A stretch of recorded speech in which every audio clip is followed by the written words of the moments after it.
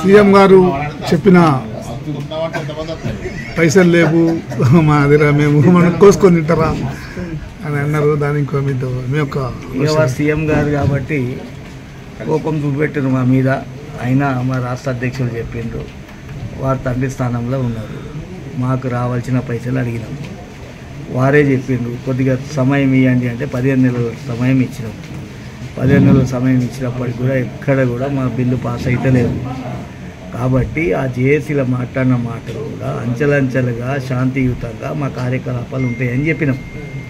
కానీ అది ఎక్కడ కోపమో ఎక్కడనో చూపెట్టి మా మీద కార్యాలు మీడియాలు నూరడం మంచిది కాదని చెప్పి మేము చర్చలకు సిద్ధంగా ఉన్నాము.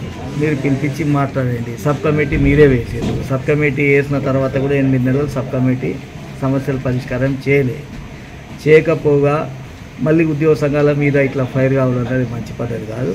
అయితే మళ్ళీ నిన్ననే వారు నవీన్ మిట్టల్ కమిటీకి వేయడం జరిగింది 3 IAS ఆఫీసర్లతో. దాన్ని కూడా మేము హర్షించడం, స్వాగతం పలికినాం.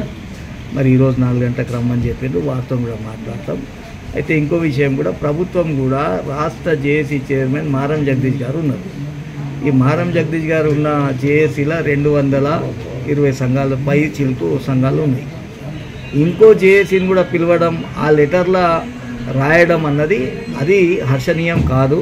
మేము కూడా ఈరోజు మరి రాష్ట్ర జేఏసీ మా చైర్మన్ గారు ఆ విషయంపైన కూడా మాట్లాడతారు. దయచేసి రాష్ట్ర ప్రభుత్వం ఏ చర్చ జరపాలన్నా రాష్ట్ర జేఏసీ చైర్మన్ జగదీష్ గారిని, ఏలూరు శ్రీనివాస్ గారిని పిలిపించి మాట్లాడితే అది దానికి సంతోషిస్తాం. ఇంకా వేరే వాళ్ళని పిలుస్తామని చెప్పి దాంట్లో ఇచ్చిన ఆర్డర్లో రాసి మళ్ళీ ఒక కన్ఫ్యూజన్ గురి చేసే ప్రయత్నం చేస్తున్నారు. ఇది మంచి పద్ధతి కాదు. కార్యకలాపాలు చేస్తుంది మేము, ఉద్యోగుల గొంతుకై మాట్లాడుతుంది మేము, ఉద్యోగులకు ప్రభుత్వానికి అనుసంధానకర్తగా పనిచేస్తుంది మేము. పైసలు లేవంటే 15 నెలలు ఓపిక పట్టింది మేము. ప్రజలు ఇబ్బంది పడ్డారంటే 130 కోట్ల రూపాయలు ఇదే జగదీష్ అన్న గారి నాయకత్వంలో ఇచ్చింది మేము. ఆ రూపాయి ఇవ్వలేదు, ఎన్నిలో పాల్గొనలేదు, తెలంగాణ ఉద్యమంలో లేడు, పోయిన ప్రభుత్వంలో బద్నాం అయిపోయాడు. ఈ ప్రభుత్వంలో మళ్ళా అందులో గుసాయించి మళ్ళీ మా రాష్ట్ర అధ్యక్షుడికి పోటీగా రావడం ఏంది? మీదే కదా, మాదే. మరి అట్లా అన్నప్పుడు మీకు గిట్ట తెలుస్తుంది మాదే అని, మరి మాకు పిలుస్తారా, ఇంకొని పిలుస్తారా?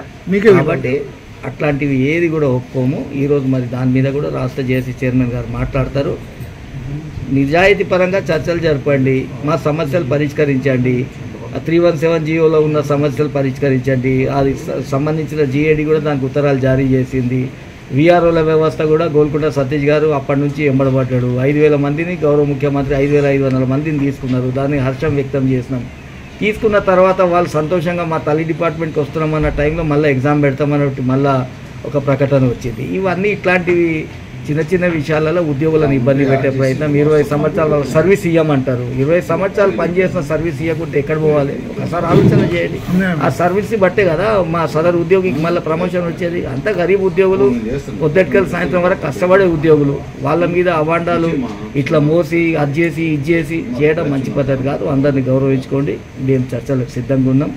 శాంతియుతంగా సమస్యను పరిష్కారం చేసుకున్నాం. మేము ప్రజలను ఇబ్బంది పెట్టాలని, రోడ్ల మీద రావాలని, సమ్మెలు చేయాలని మాకు ఆలోచన లేదు.